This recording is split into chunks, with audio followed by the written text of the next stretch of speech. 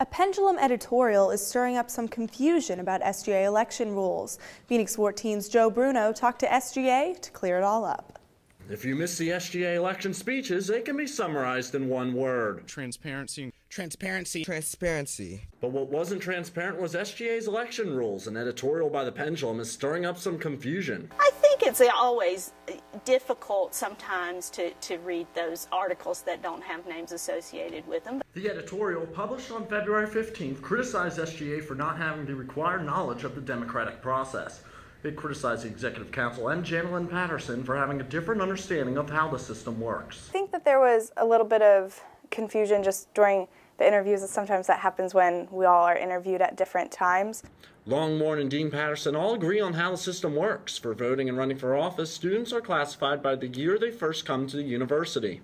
Even though a student might come in with a certain number of credits, they still vote or run by the year they enrolled. So you can only kind of specify one way, and that's kind of the best way that normally groups the most students in.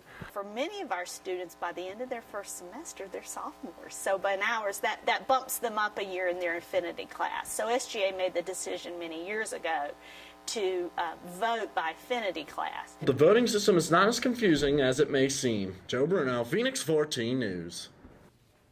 Voting for SGA elections starts tomorrow. Voting opens at 9 a.m. and will end Wednesday, February 22nd at 5 p.m.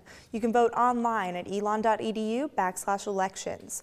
The winners will be announced at 6 p.m. on Wednesday in Mosley 215.